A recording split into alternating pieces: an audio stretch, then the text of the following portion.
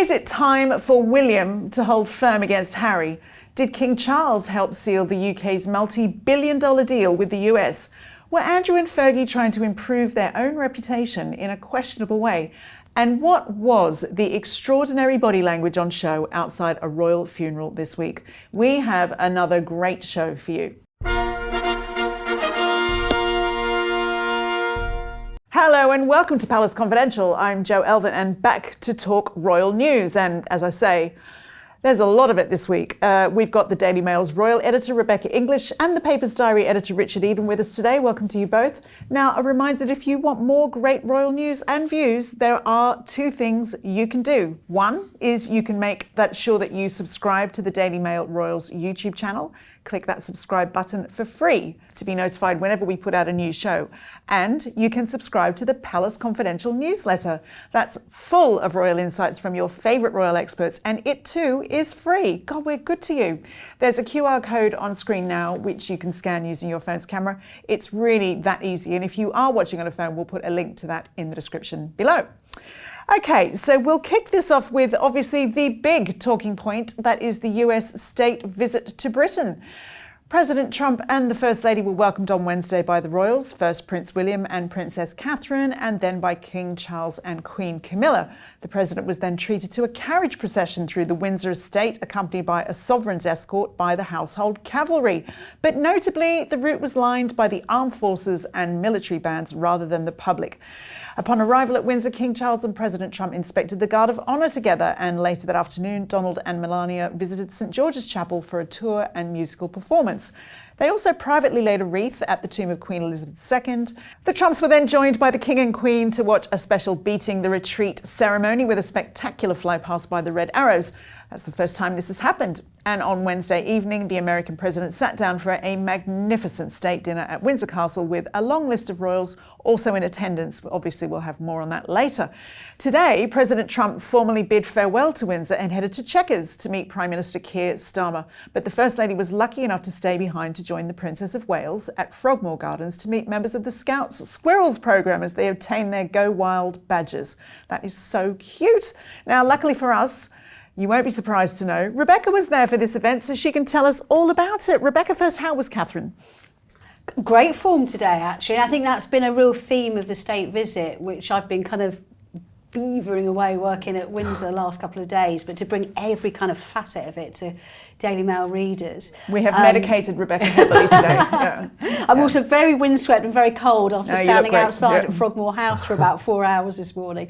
But there has been real genuine bonhomie, and that's been a real feature of it. And so I think this morning's engagement was a really lovely one to round off it. You know, we've seen a lot of pomp and pageantry and formality, but this was actually surprisingly informal. So we were in the gardens of Frogmore House with all these little 4 and 5 year olds who are the youngest little scouts in the country. They're known as the Squirrels. And Catherine and Melania, First Lady, really got stuck in. They were invited to make pictures of animals using leaves that the children had picked up from the floor. They were making bug hotels for the bugs. Actually, it was a really funny moment I got a video of that. First Lady was asked, what's your favourite bug? And she went, ladybug. And this little child, who clearly has got a career in comedy, turned around and went, I think you'll find that's the first ladybug. That's brilliant. These kids are 4 and 5. I love that. Whip smart. Did she laugh? They all laughed. And then they gave out the badges to the children after they successfully completed their activities and were given special badges each as a memory of the day. And then actually they handed out some packed lunches, and that was something Catherine has specifically asked for the kids. Like, she's in real mum mode in these moments. And she'd actually had the sandwiches in the packed lunch made out of her own Amna Hall honey that she grows in Norfolk. And actually Melania gave the children a little pot of White House honey to take home with them. Yeah. So it was a lovely... Did they give you a packed lunch? No, I rushed straight. I probably could have had one, but I had to rush straight here to do this. Indeed. I'm starving. I love a honey sandwich. Now, obviously, there's been a lot of eyes on what our royals and the Trumps have been wearing, particularly Melania. How do you think they've done? Well, yeah, I mean, we love to think that it is all about the pomp and the pageantry, which it is, but of course all eyes are on come on, I love a good frock. The ladies. Yeah. And as always, I think Catherine has knocked it out the ballpark. When she greeted them, she was in burgundy, Amelia Wickstead and Jane Taylor, which obviously is a very fashion-forward colour this season. But I think for her, the standout moment has been her state banquet dress. Philippa Ledley, which was quite Philippa an old... Lepley. Lepley, Yeah. that's it. Yeah, quite an old school name we haven't seen a lot of. And one of her dress, and she'd had this beautiful gold embroidered coat to put over it. And I was in Windsor Castle last night in a press room, which is actually the Queen Anne suite. We have quite posh press rooms when we're in places like that. And I was there with the White House press pack, and there was an absolute audible gasp when she came up on the screen, because she looked, I suppose the only word for it is regal. I mean, it was regalness personified. And wearing my favourite tiara as ever, the Lover's Knot I tiara. don't know about you two, but for me, that was the most striking outfit I've seen Catherine in since that James Bond premiere. Indeed, yes. When she sort of entered and you thought, wow. Proper Bond girl look. Yeah. I mean, today... I think you're right, yeah. Today was lovely. It was much more casual, and she was kind of in tweed, but interesting, she had a scarf that she was given on a visit I accompanied with her to last week when we went to a textiles factory. And she had a scarf, so she was wearing it as a point of saying, you're highlighting the British textile industry. But last night's look absolutely knocked it out of the ballpark. Now, there have been in certain quarters pearls clutched about Melania's bare shoulders at the state banquet. Did you like her dress? I'll be honest, I didn't massively like her dress. I love the colour. I think the trouble was it was such a strong colour that the contrast on camera, it doesn't come across very well. And there was a moment that the way the sash around the middle kind of came out, when she first walked out, it almost looked like she had a bare midriff. That's what I thought when I saw that. It became very clear that it wasn't. Now, you're referring to the kind of the off-the-shoulder dress, and you're right. I mean, 10, 15 years ago, there would have definitely been some clutching of pearls, and actually she probably would have been advised not to wear bare shoulders. That's something that definitely is not favoured at a state banquet. But now, and I know because I checked this for the French state banquet, because someone I know knew someone that was going, and they were asking me about dress code. Yeah. And they said, the dress is slightly off the shoulder. I went, let me check for you. So I know this is up to date, that now it's not a problem. Yeah. Off the shoulder, one shoulder. Their midriffs definitely wouldn't be tolerated, but apart from that, it's a lot more relaxed. Okay, and Richard, there was some fantastic gifts exchanged, I believe. I think a lot of thought goes into these gifts. You know, what do you get the Stressful. leader of the free world? What do you get the, King of Great Britain? So the King gave Donald Trump a leather-bound copy of the Declaration of Independence. Okay. Which signals, the great relations between the two countries. And Donald Trump's gift for the King was wonderful. It was a sword. Wow. It was a replica of a sword which had been owned by the former President Eisenhower. And it was to signify the kind of military unity between the two countries. Yeah, so, very symbolic. I mean, you can imagine advisors and people will have put so much thought into what do we give, but... apparently they threw a flag in as well. And that was genius, I think. Tell me about this. The flag was the flag that had been flown at Buckingham Palace when Donald Trump became president, was that I believe. 5th of Jan? In January this year. I think so. Yeah. And so they've decided to give him that particular flag as a gift, which you can't get better than that, can you? Your own personalised Union Jack. Is it really that flag, or did they just get the flag and say Apparently that? so, and I think that is what's so genius about it, because that is a gift that literally money cannot buy. Yeah. Isn't it? You can't get that anywhere else in the world. And I think that will have had huge meaning for him. Oh, and actually Queen Camilla got a lovely gift. She got, from the President and First Lady, she got a Tiffany brooch, and very thoughtfully it had been made from rubies and diamonds. Rubies being Queen Camilla's birthstone, and diamonds being Melania's. Oh, that's nice. So, I mean, there's like a lot of thought on both sides. Yeah. Melania likes Tiffany, doesn't she? I remember she gave Michelle Obama a Tiffany gift. I think lucky lady to have diamonds as a birthstone as well. Nice. Yeah, what else? What else? Now, I can't hear enough about the state dinner. It's just, they always look just the most spectacular banquets. It's sort of like a feast for the eyes as well as anything else, as well as a literal feast. Tell us your impressions. So contrary, unfortunately, to what President Trump thought, it's not the first state banquet that has been held at Windsor, but it's definitely one of the most spectacular. And again, this attention to detail. And we were all saying it, including the staff. Everyone was kind of going, I kind of prefer it here to Buckingham Palace. Oh, really? Even the well, staff it's a building like, site at the moment, isn't it? Well, you can't have them there, but actually it's gone down so well. I wouldn't be surprised if they start to hold more at Windsor now, because Buckingham Palace is beautiful and spectacular, but Windsor is 1,000 years of history, and wherever you go in the Great Hall, there's halberds, there's pikes, there's regalia, there's suits of armour. And unlike Buckingham Palace, where the tables, because they do it in this kind of horseshoe shape, they have to be covered by cloths. Here they have one long, incredible wooden table, which takes them, 2 or 3 days to put up. It's normally in the Waterloo chamber, and it's the bare wood, and it's glossed with an inch of its life, and they had 139 candles on it in candelabras. So when you've got a combination of that, the light coming up from the gloss of the table and the light of the candles, with all these beautiful seasonal flowers taken from the estates, it is the most spectacular sight. And actually, they had a few little facts. The Deputy Master of the Household was telling me that the table measured as, let me get this right, it was 2.7 times the length of Marine One, the helicopter that brought President Trump in. They had facts coming out their ears last night. And how many people? 160 people. Right. I think they said it was 1,400 pieces of cutlery. Everybody had 5 glasses by their table setting. Who get to do that washing up? None of this can go in the dishwasher. Yeah, exactly. Yeah, exactly. Glass and silver. And the menu was, interestingly, again, I said, was there any requests from the White House about the menu? Because we know that President Trump, may prefer a McDonald's sometimes than anything fine dining. And they said not a single request.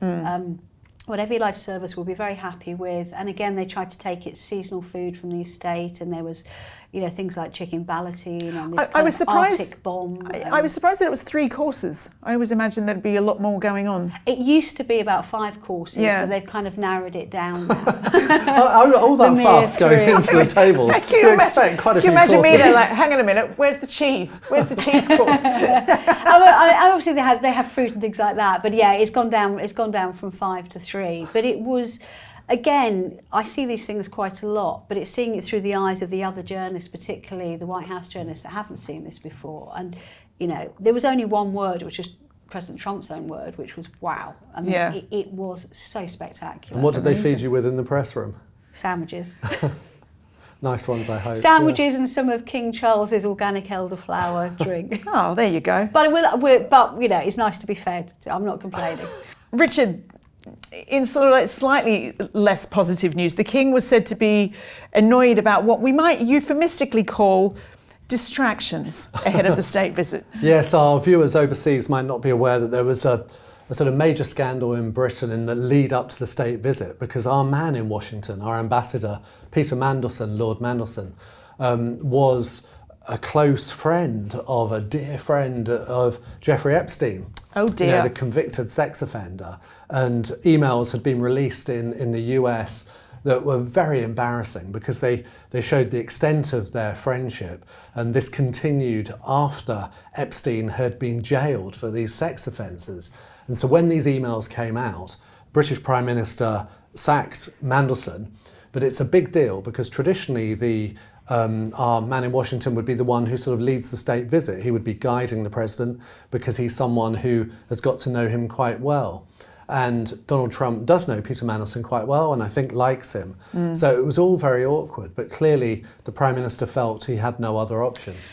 It's one of a couple of discussion points, isn't it, that both sides would want to ideally avoid, at least be careful around. I think everyone would have wanted to avoid it, particularly because Epstein was also a friend or knew Donald Trump. So Trump has been implicated in these papers that have been gradually released. And then we all know about Prince Andrew as well. So it's a nasty, unpleasant subject that lots of people would rather forget. Do you think that it's made a dent in how people might view the visit, Rebecca? Do you think overall it will be viewed as a success? Definitely. I mean, obviously, the state visits aren't just about the royal pomp and pageantry. There's a huge side to it, you know, politically, economically, militarily, and that will go on. But as regards the royal element of the visit, I spoke to someone who said, look, this was an absolute triumph for us. You know, Buckingham Palace put on an incredible show, and you could genuinely see how moved President Trump was by it. I mean, he described it as one of, you know, the most, you know, significant moments in his life, being invited back for a second state visit, and to have that kind of extent and pomp and pageantry put on. And you could hear from everything he said the warmth he had, not just towards the king, who he kept on describing as a great man and talking about his compassion and the work he's done, but I thought it was really interesting he highlighted Prince William, and there was a very, very warm welcome between the two. A lot of jokes, and William saying, "Oh, you're missing our little chats, aren't you?" And you know, he could see he was dazzled by the princess, and he made a point of saying in his official speech at the state banquet, you know, King Charles, you've produced a really remarkable young man as your son and heir, who I think is going to go on and achieve great things, and how wonderful it was to see Princess of Wales there looking so beautiful, but also so kind of fit and healthy. And you could just see how much it meant to him. And obviously, he's a hard negotiator, the president. He's now got to go on to negotiate with our prime minister over all sorts of very difficult matters. But I think the feeling is that they'll be going into it kind of floating on a bit of a cloud, a royal cloud. It's so interesting, isn't it? Because you can see how much reverence the Trumps hold the royal family in. And when you think, you know, Keir Starmer and Donald Trump, not the closest political chums. No, let's put that euphemistically as well. But it just shows you the use, frankly, of the royal family and the soft power in play. Well, we talk about this soft power a lot. What is soft power? Soft power is literally what you saw on display the last couple of days, where you had, visitors will always say nice things about the people that host them, but this was over and above that. And we were talking about attention to detail, even on the menu at the state banquet, and I know he doesn't drink, but this won't be lost on President Trump, the whiskey and the cognac and the port that they served at the end of it. I'm trying to remember which one it was. I think the vintage port was from 1945, which was the closest year they could get to President Trump's year of birth. I thought it was because he's the 45th. There is, but it's also because of that, because they don't do vintage port every year, so it was the nearest one. But also, you're right, it was because he was also the 45th president. And even the cognac was from 1912, which was the year of his mother Mary's birth. And as I say, I don't think those details were lost at all. Do they go to that extent for every state visit? Do they sort of like flatter to that extent? That personal extent? It's a good question. I mean, obviously these whole state banquets are designed to flatter and to foster good relations, but there was definitely an element from the moment he arrived, from, you know, the carriage rides to the beating retreats to the amount of military and the colours on display, to the little details like that at the state banquet. All of that was just slightly above and beyond what we have seen in previous years, and that was a very deliberate message by Buckingham Palace, is that we value this relationship with you and your country. So we talk about success. While we've been sitting here, actually, the US and the UK have just announced that they've struck a £250 billion trade deal. Wow. So could you speculate, Richard, do you think King Charles has, you know, really helped pave the way for that? How much would he have had to do with what will now be seen as a success? Well, I think visits like this just show the willingness, really, the keenness to do deals. I mean, that's the whole point of it. It oils those wheels of trade. You know, at the state banquet, lots of the guests there were big business leaders who were signing deals between Britain and America. And, you know, it's great if, you know, the head of state in America, you know, loves that, and it's enjoyed here too. So I think it's a great success and a very pleasant way to do business, really, isn't it? You know, what better way? There are worse ways. Now, one royal who was nowhere to be seen during the state visit was a certain Prince Andrew. And I say that because we need to talk about this front page that was the Mail on Sunday the other day, which read 100 new Epstein emails, quote unquote, could destroy Andrew. How can there possibly be more? What's going on? Well, it's exactly what it said on the tin, isn't it? So obviously, investigators in America are going through, more the cache of, more emails between Epstein and some of the people he's dealt with. Richard's highlighted, obviously, it's been Mandelson's downfall, a very long-standing politician and our man in Washington.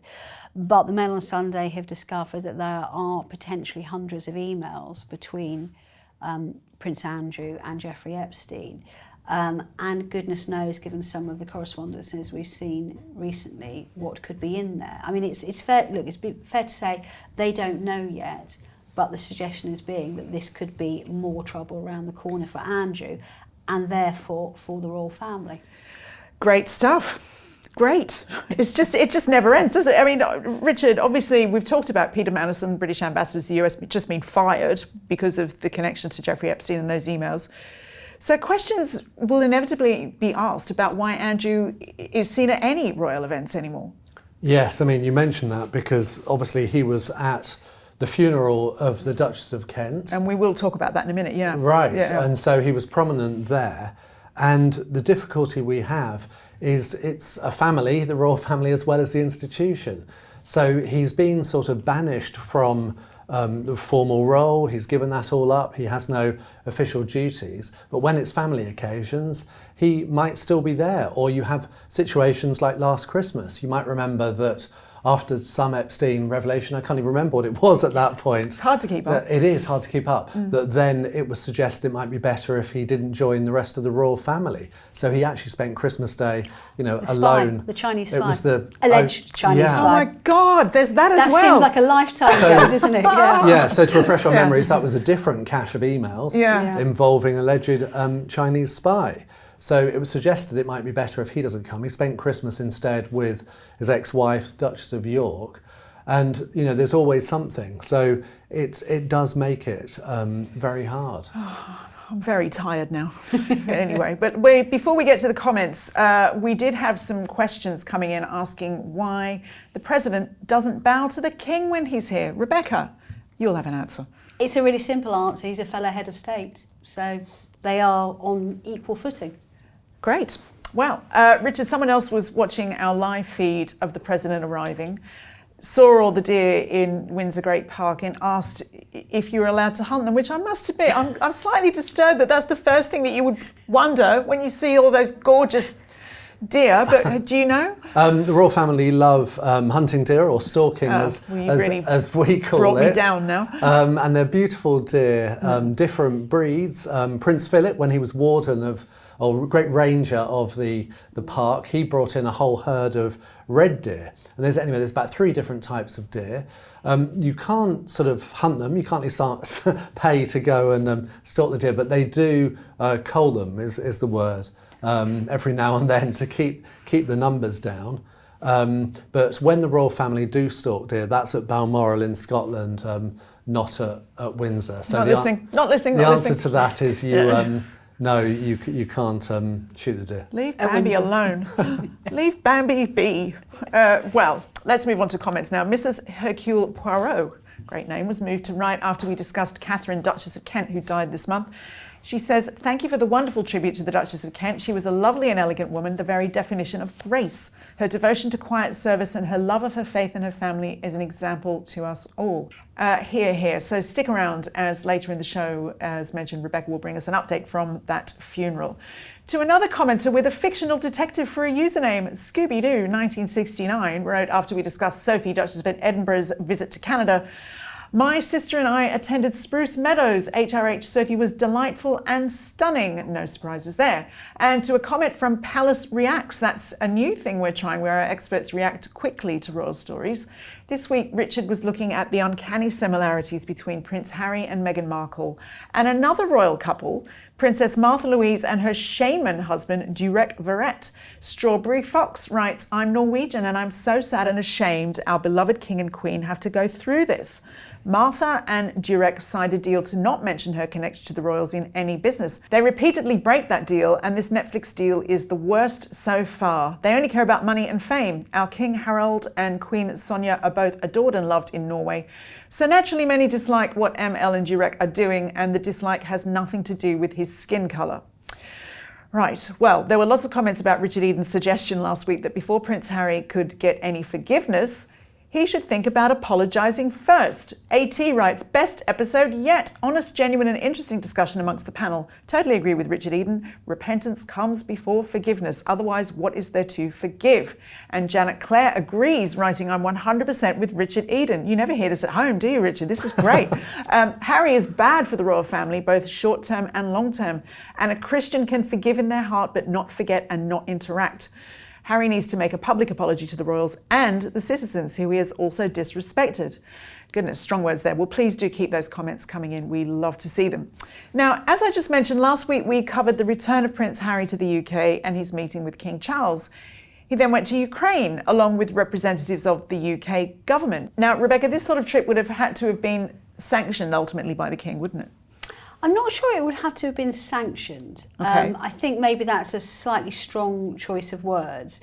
What was slightly different about this trip was, although he flew there apparently on a private jet with some of the people from Invictus Games, when he was travelling between Poland and Ukraine, he travelled on a train on which our new Foreign Secretary, Yvette Cooper, was travelling. So I think he would have had to notify the government for obvious reasons, for security reasons. Yeah. But no, he doesn't have to, tell the king anything he's doing because he's a completely private individual. But I think he would have had to do this one just because of that particular security issue. Right. Richard, what, if anything, can we read into this?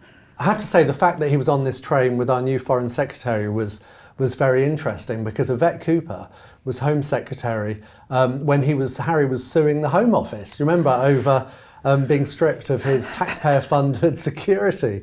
But There must have been a long train trip. I don't know if they chatted together on the train, but it does suggest some sort of, government involvement with Harry. I would say it suggests that they are certainly in touch with him, and it's all people like me who are worried about Harry's return. I think it's slightly disquieting. Well, he did have a chat, Rebecca, didn't he, with the Guardian newspaper? He certainly did, and that set the cat amongst the pigeons. Give us the salient points. Yeah. So I think what's quite an interesting contrast the week before, where he'd gone out and, really just tried to kind of keep his nose clean, lots of very, very stage managed photo opportunities with, children and grassroots organisations. And everyone's like, well, meeting with the king, nothing was said about it from either side. Maybe they are getting somewhere here. And of course, then he goes and throws an absolute grenade in it with an interview in The Guardian. I think it's interesting he asked The Guardian to go with him because it's a notably very anti-monarchist paper. But he made very clear in a much wider ranging interview about Invictus and the work it does and how he wants to help the people of Ukraine. He was asked, as any good journalist would ask him, do you have any regrets over the last few years? And his answer was none. His conscience is clear. He basically doesn't think he has anything to apologise for. He didn't wash his dirty linen in public. The only things he said were because other people's truths had been put out there and he didn't think they were fair, so he wanted to correct them. There was also mention of his father, talking about how the focus of, his the next year he wanted to be on his father. I mean, so then you give an interview all about yourself. What? Yeah. And the irony, and I think it's gotten down badly, rightly so, with a lot of people. Clearly it will have gone down badly with my lovely colleague Richard and with me, because I read that and I think, have you read your own memoir? Yeah, well, we know he read it because he read out the audio book. Okay, yeah. But I have to say, I was in a rage by the end of reading this interview because, so his justification for writing his memoirs was that there'd been other versions of these events already out there. It's just not true. I mean, loads of things in the book were completely new. What, the fight in Nottingham Cottage, the dog bowl, his first meeting between Meghan and Catherine. Honestly, how do I unknow the Elizabeth Arden detail? Yeah. That's what I want to know. I mean, the reason that book made such a stir was because a lot of it was completely new. I think, sorry to interrupt, Jo, I was going to No. say one of the things that really struck me about it as well, and, you know, it's his decision whether he wanted to write a memoir. He's the one that's got to justify it to himself and other people.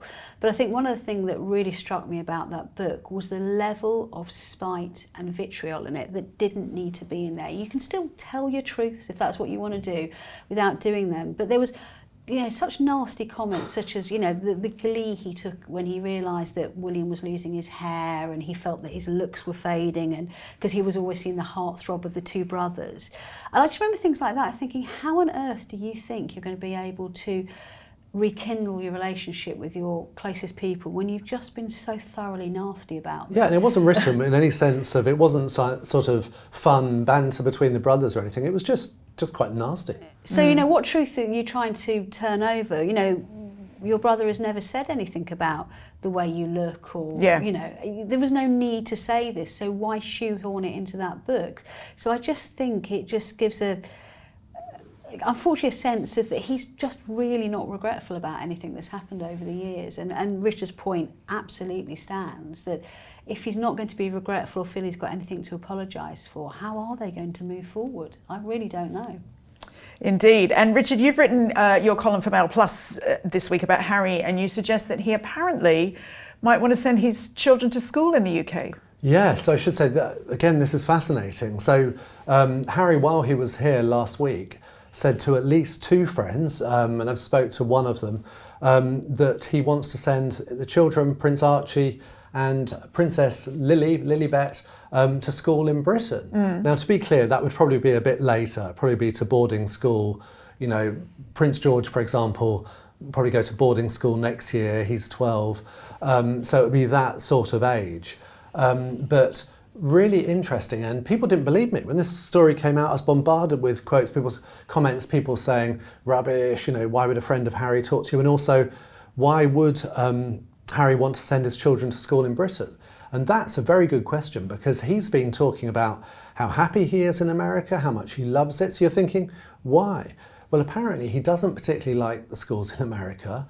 But he's also, I think, almost quite nostalgic. He's very keen for his children to have the experience he did in terms of getting a network of friends, people that he's known all his life.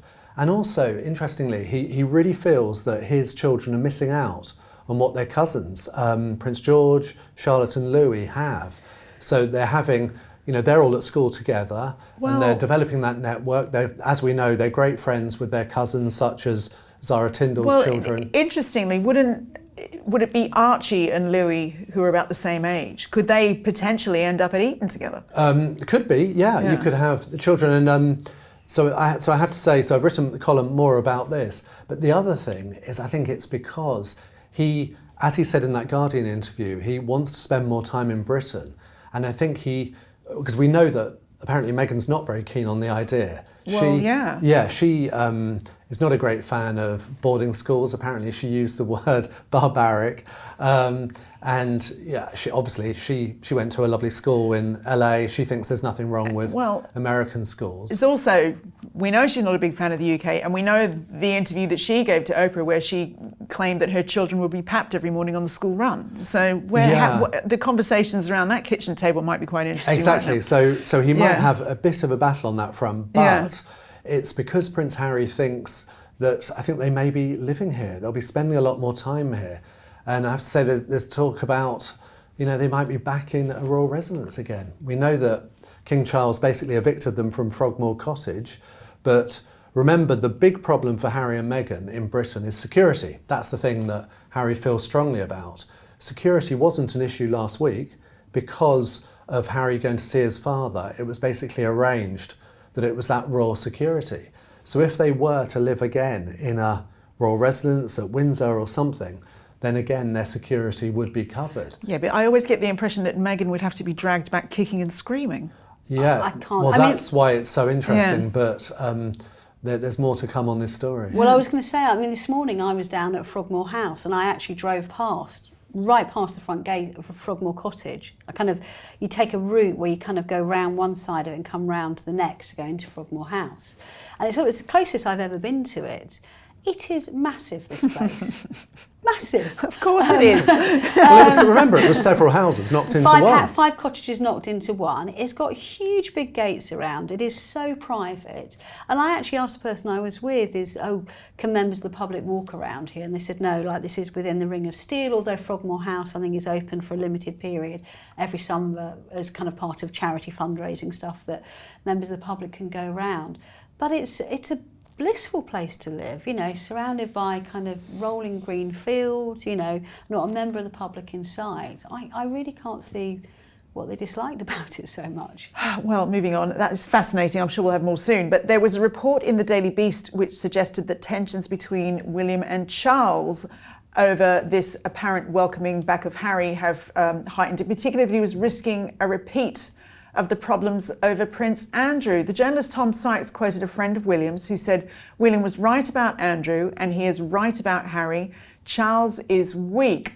Gosh, strong words, Richard. Yeah, I read that article. I was taken aback slightly. It was very strong stuff, but Tom Sykes is well connected, I have to say. And I do feel for Prince William at the moment because, there's been such favourable coverage, I would say, of Prince Harry's visit. There's been sort of increasing pressure on William to, now his father is sort of taking him back, he's entertaining him for tea. Lots of people have been saying, well, now it's William's turn, but no, he needs to stand firm. He is under huge pressure, but then we haven't seen anything. We're seeing no repentance from Harry. He's reiterating to The Guardian that he doesn't feel he's done anything wrong. So, why the hell should William bend over backwards to welcome back his brother who's done so much to damage his family? Yeah. I feel sorry for William at the moment. And another sort of smarting moment, Rebecca, was the journalist Tina Brown, who was a friend of Diana's, has also questioned how many engagements he's carrying out. Yeah, I mean, she suggested in her, I think it was her Substack, that she'd been told that friends of the King didn't feel that William was pulling his weight in doing enough engagements a year.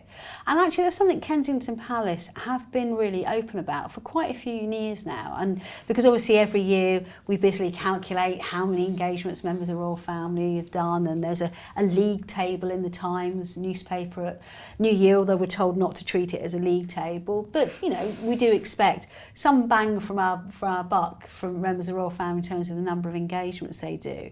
But Kensington Palace said, look, we're willing to take a bit of criticism on this because we want to do things in a different way. We want to be involved with a far fewer number of organisations than other members of the royal family. I mean, when the late Queen Mother died, she was president of 800 charities, most of which probably hadn't had a visit from her for maybe 20 or 30 years. And they're saying, look, we respect that, but we want to do it a different way. We want to set up a lot of our own organisations. We want to take on patronage of charities we've got strong associations with and do more with them. Which is why, for example, they've set up this thing called the Community Fund, which means they don't just want to go and shake hands and cut ribbons. They want to leave a lasting legacy of where they go. So they will pick an organisation that they will help financially. They don't make a big song and dance about it, but they do, whether it's funding a local community centre or youth group or mental health group. So they're saying, look, we understand why people are saying that, but we're unapologetic about it. We just want to do things in a different way while we still have the time to do it. There will be one day when, sad day when William accedes to the throne, where we will have to do a lot of the bread and butter stuff that a monarch is expected to do. But until that point, we're going to do it our way. Right. Well, the prospect of an unhappy William was raised again this week with some striking footage of the royal family outside the funeral of Catherine, the Duchess of Kent. We'll get to the body language stuff in just a moment. Before then, though, now, Rebecca, gosh, you're everywhere. You were covering the event. Tell us what it was like. Tell us about the atmosphere. It was so, do you know what? It was so moving, but also quite joyful as well, because she was such a wonderful lady who lived such a good and positive life. And so there were, Westminster Cathedral was, you know, filled with people who just were so proud of their association with her.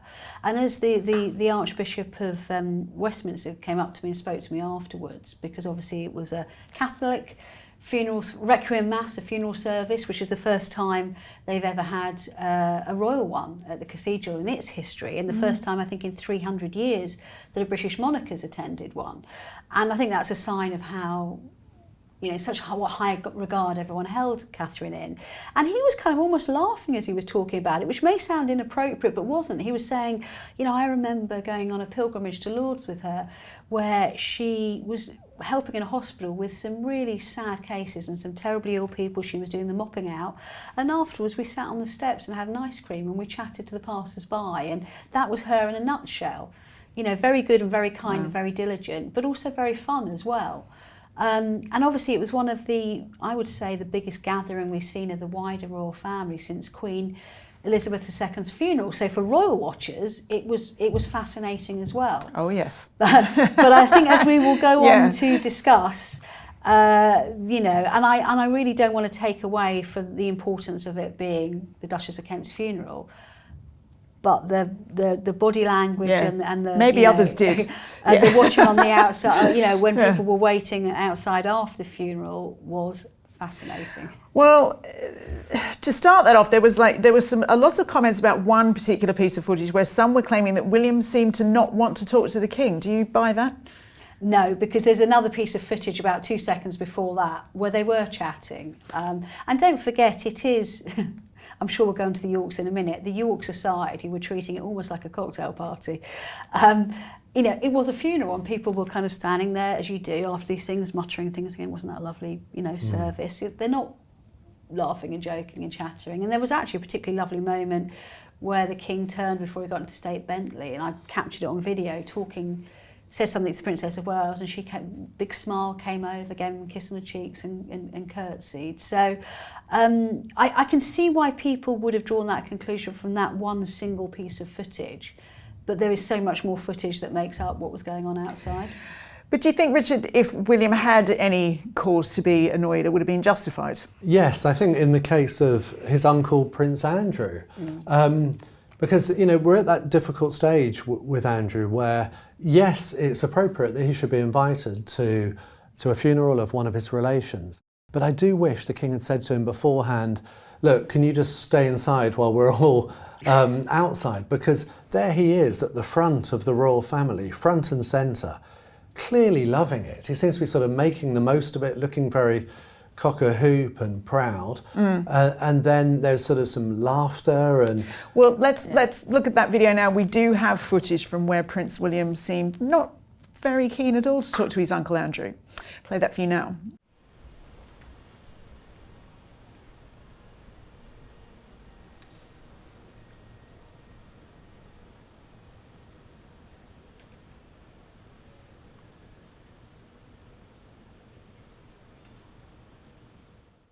Oh, Rebecca, that's cringe, isn't it?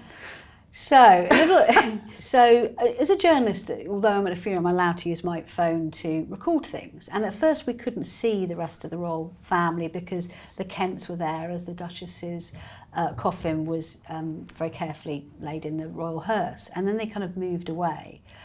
And we were all filming on our phones. And when they all eventually left, we kind of all put our phones down, we all looked at each other and went, oh my goodness, because it was quite extraordinary. And you can see Andrew, and I'm to try and be charitable, maybe he was feeling a little bit awkward, I don't know, you know, knowing that all eyes will be on him, but trying to make conversation with William. But he sort of like made sure he was at the front. Yeah, William could not have been less interested in making conversation with him. You know, the very slight turn of the head, the kind of muttering out one side of his mouth and then just turning back. And I could see William kind of rocking on his heels, and he kind of was, you know, nervously rubbing under his nose. You could just see, you really felt for him, how awkward it was. But there was also another part which I caught on my video of Sarah, Duchess of York, kind of trying to get their attention, and in the end William and Catherine kind of turned around and said something to her. But you know those situations where they're turning to talk but their bodies are still very much facing forward. Now, I'm not a big fan, I'll be honest, sorry, of all these body language experts, but they were probably worth their weight in gold on that day, I have to say. It's so interesting, Richard. Even if William, you know, is in private happy to talk to his uncle, he's aware that people like Rebecca are out there filming and how it might look in isolation on video. Well, exactly. So that's why, you know, he doesn't want to talk to him, and he's probably thinking, you know, why is he so prominent at this event? And that's a legitimate question. But I think, I mean, who knows? Perhaps Andrew had been asked to, you know, stay in the background and ignores that. But, you know, it did look like he was trying to make the most of it, to say, I'm still here, I'm at events. And remember, you know, this is at a time when, you know, Peter Mandelson has just been sacked as our ambassador to Washington because of his links to Epstein. So for goodness sake, Andrew, and then stay in the background. And then you've got Fergie sort of like really flapping, waving, trying to get the attention of the king. Well, I mean, to be fair to Sarah, that's her personality. She's very outgoing and always keen to be friendly. But in those circumstances, it didn't look great. And then obviously, and then Andrew was sort of like made to left waiting while she gave all these lengthy goodbyes. So I was watching this very carefully. So she did at one point, she was waving very over enthusiastically. I wrote a big piece about it in the Mail, and then kind of suddenly bobbed a curtsy. It just, I know what you mean about her personality, and she is like that. She is like a overexcited Labrador puppy, but there's just a time and a place, and I don't think a funeral of a much-loved member of the royal family, you know, is that time or place. And there was a bit where she was so busy kind of almost enjoying herself, chatting to all the clerics and other family members. And Andrew kind of walked off down the side because for once he was part of the royal convoy, and that was just, you know, not because he was given special treatment, but it's just easier to get them all in and out together with a police convoy. And he kind of said something to, you know, Duchess of Edinburgh, who was there on her own because Edward's away, and then said something to Princess Anne, but then realised Sarah wasn't with him. And I kind of watched him, he was turning around, he didn't really know what to do with himself, and he was kind of flapping at his morning coat kind of backwards, and was a bit like, where is she? Is she going to come? Eventually, I think she got the message and hurried up to kind of catch up with them and go back to the cars, but as a teenager would say, it was awks. Exactly. What do you think, Richard? Do you think it's just signs of this sort of like effervescent, sort of like excited Labrador personality, or do you think the Yorks were using this as some sort of publicity stunt, as some cynics might suggest? I did get the impression that Andrew was very pleased to be there and wanted to make the most of it, which is not a good look. And it's hard for Prince William. I mean, the other thing that struck me from the service was, you know, how, obviously we know how old Queen Elizabeth's cousins are, but there were several cousins who are now in wheelchairs, such as Prince Michael of Kent. And it did strike me, you know, you've got that older generation now, and you know, it's a difficult one for Prince William. Yeah, and there was a sad absence from the funeral as well that you've reported in your column today. Yes, well, that was the Duchess of Kent's daughter-in-law, Lady Nicholas Windsor, Paola, who wasn't there, and I reported in the Daily Mail yesterday that's because she has separated from her husband, Lord Nicholas Windsor. And it's of significance, actually, because when they got married, Lord Nicholas had converted, like his mother, to become a Roman Catholic. And it was the first Catholic wedding, and he actually had a ceremony in Vatican City. So it's a big deal. Wow. They probably won't get divorced. As strong Catholics, they're certainly opposed to divorce, so that won't happen in a hurry, but they have separated. Oh, well, that's sad, but let's sort of like go to a happier note now. We'll return now to the state visit, as we thought it might be nice to look back at the unique and special relationship between the House of Windsor and the Presidency of the United States. And as you would expect, there are some fantastic photos here.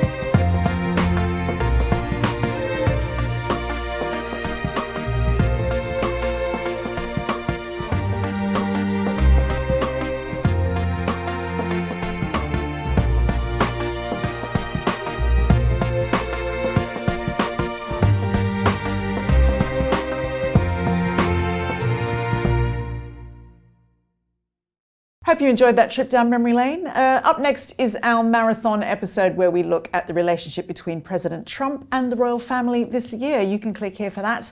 A reminder that we have been putting out a lot of great royal videos, and you can make sure that you don't miss any of them by subscribing to the Daily Mail Royals YouTube channel. Just time to say thanks to Rebecca, to Richard, and to you for watching. We'll see you next week. Goodbye.